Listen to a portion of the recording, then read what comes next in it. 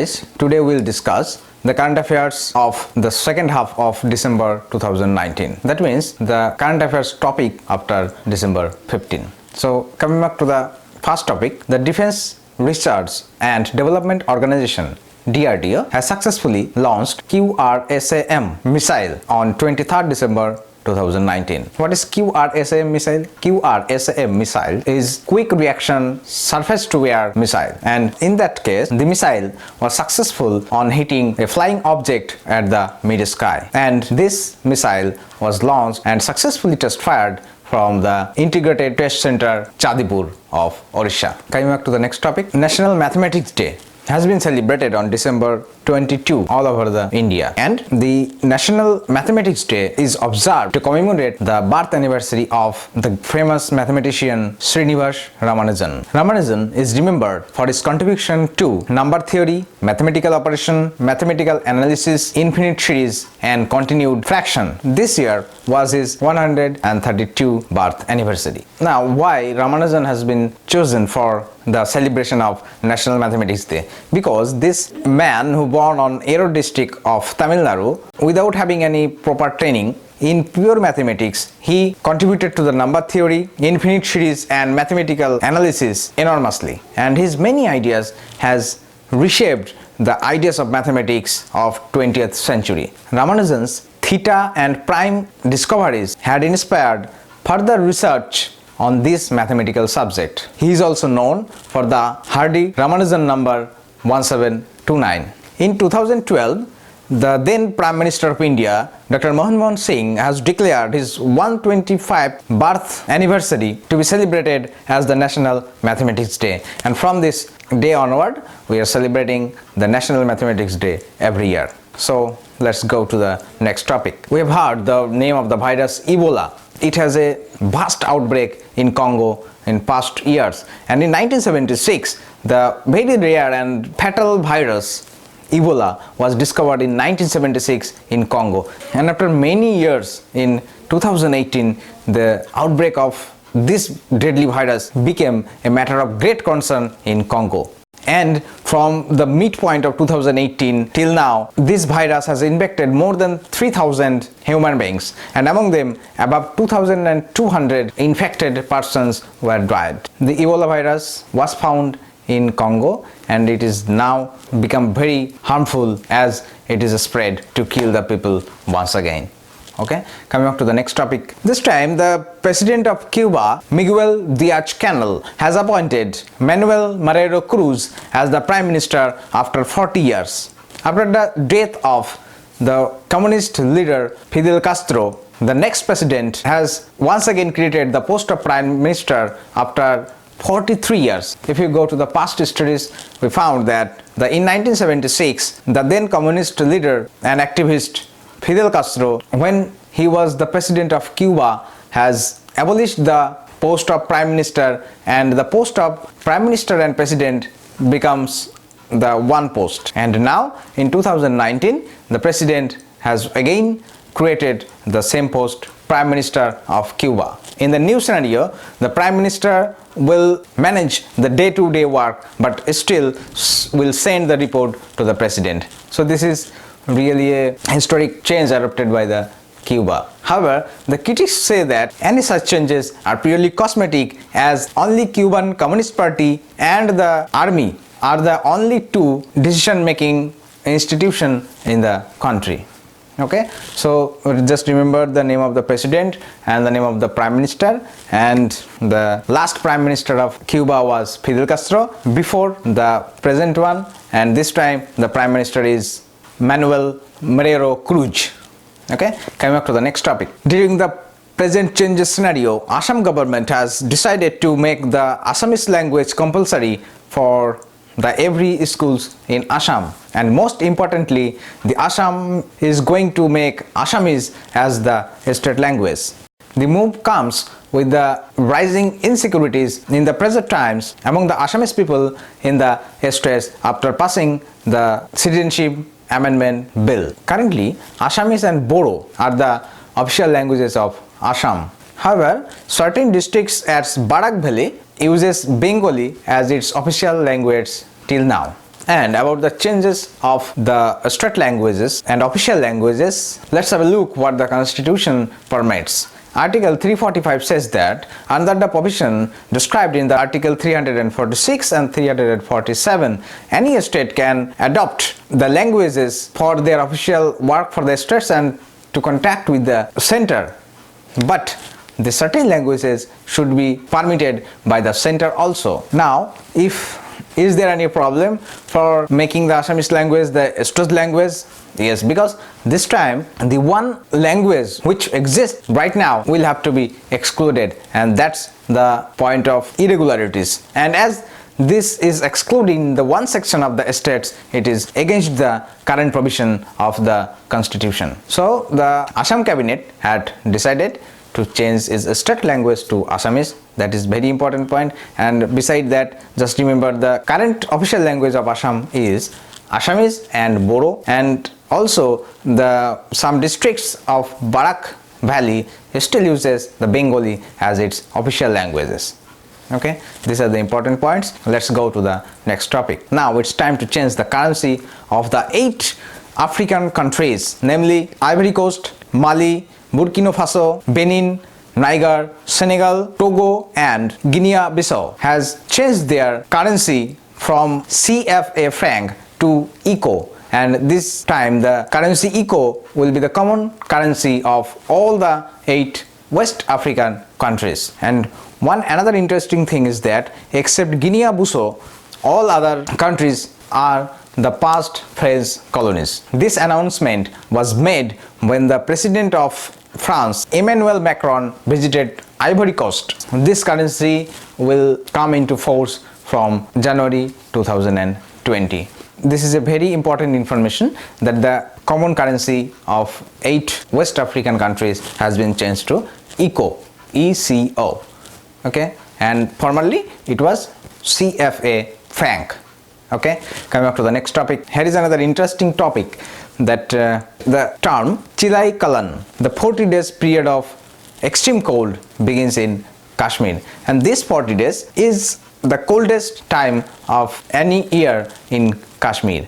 In this 40 days, the temperature is expected to be the lowest and the snowfall is being expected, and this time everything becomes frozen and it becomes a beautiful scenario to see the frozen lakes, the frozen river, the frozen forests, and everything is being frozen. And the term Chilai Kalan is important to remember. Okay, coming up to the next topic. India celebrated 23rd December 2019 as the National Farmers' Day to commemorate the birth anniversary of the 5th Prime Minister of India, Chaudhary Charan Singh. He was the farmers' leader and he had done many things for the farmers of this country, and he worked hard to pass the Zamindari Abolition Bill in 1952, and during his reign the NABARD, the National Board for Agricultural and Rural Development, was established, and he was really a leader of the farmers and worked for the farmers for his whole life. And after his death in 1987, where he was buried in Delhi, the place is called the Kishan Ghat. And one related information is that he was the Prime Minister of India from July 1979 to 14th January 1980. Okay, so this is the related fact. Just go through the informations. Coming back to the next topic. This time it's a time for award winner, the medal winner in 2019, and this time Saikham Mirabai Chanu of Manipur has got a gold medal in the Qatar's International Cup in Doha in the field of weightlifting. And this medal winning, especially the gold medal, will make a way for the Tokyo Olympic 2020 for her, because to qualify for the Olympic Games, the athletes have to compete at least 6 international games in the previous 6 months, and the athlete has to win at least 1 gold medal from that competitions. So this is opportunity for her to bring the medal for India from the Tokyo Olympic 2020. Okay, so just remember the name Saikham Mirabai Chanu, which is very important, and she is a weightlifter and she is from the Indian states Manipur.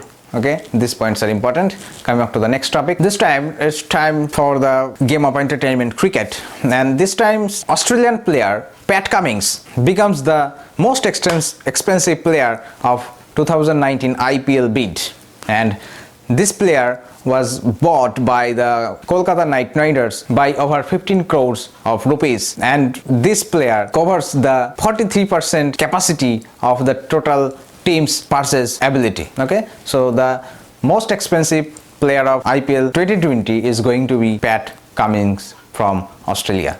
Okay, coming up to the next topic. Here is an international topic describing the space as the world's latest warfighting domain. US President Donald Trump officially launched US military space force at Army Center near Washington, and this special force has been deployed to save the space from the attackers. And you are thinking that there will be a regiment in the space which will fight against the counterparty. This is not like that. The USA has planned to save the thousands of satellites which is in the orbit over the sky of USA, and to protect that satellites from any mishaps, from anything which can be go against the interest of the USA, will be saved by the Space Force.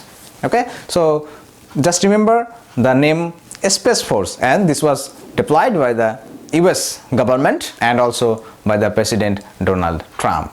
Okay, this is important topic. Coming up to the next topic, there is a historical decision made by the government of India, and they are going to change the parliament building very soon. And as the several ministries are spreading in the various places of Delhi, that makes some disturbances to communicate with each other will now be solved, because the land opposite to the present parliament building, bearing the land of above 9.5 acres, will be used to build one parliament, and all the secretariats will be assembled in the one building. That is the key feature, and this project may cost about 12,450 crores of rupees. And about the past scenario, how old is our parliament building?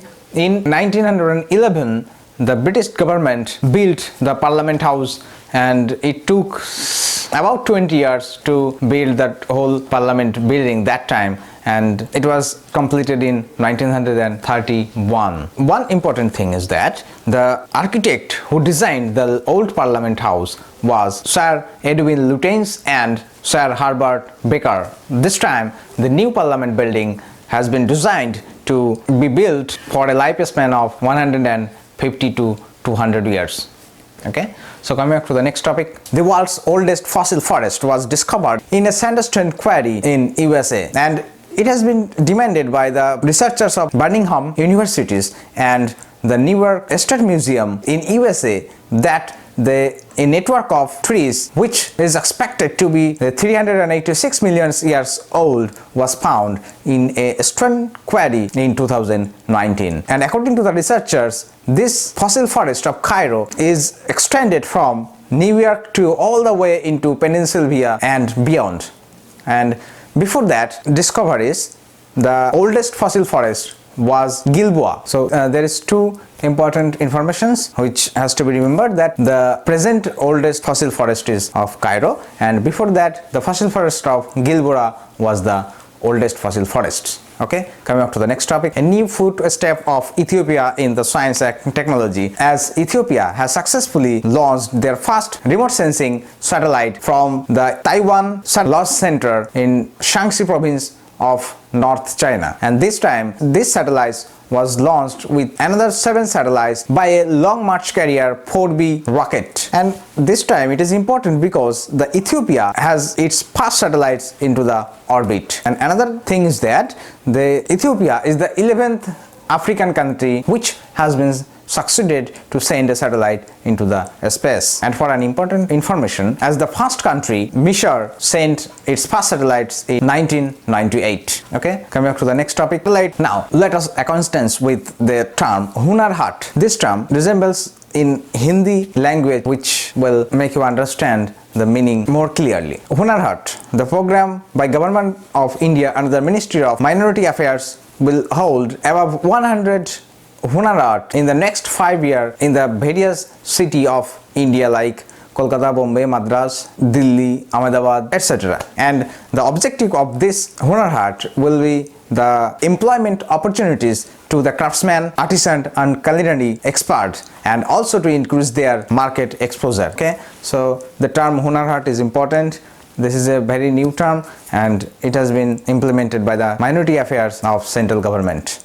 Okay. Coming up to the next topic, Ministry of Defense organized Army Technology Seminar on 23rd December 2019 in New Delhi with an objective to make the use of technology for the Indian Army. And this Army Technology Seminar is being held in India since 2016. Okay, so the Army Technology Seminar 2019 was held in Delhi. This is very important. Coming up to the next topic, Information Technology firm Wipro and National IT firm NASSCOM, National Association of Software and Services Companies, joined together to train 10,000 engineering students for newest technologies like artificial intelligence, Internet of Things, and they will complete the project under the name Future Skills. Okay, so that is two things, that the Wipro and NASSCOM has joined themselves to train 10,000 engineering students for the information technologies, and the project was named as Future Skills. Okay, coming up to the next topic, here is a good news for banking sector in India as HDFC Bank has crossed a $100 billion market capitalization cap in intraday trading. This is the third Indian company to become a $100 billion marketing capitalization in intraday trading. In this race, as HDFC Bank is the third Indian companies, the first position is held by the Reliance Industries with a market capitalization of $140.74 billion, and after that the TCS, Tata Consultancy Services, with a market capitalization of $114 billion.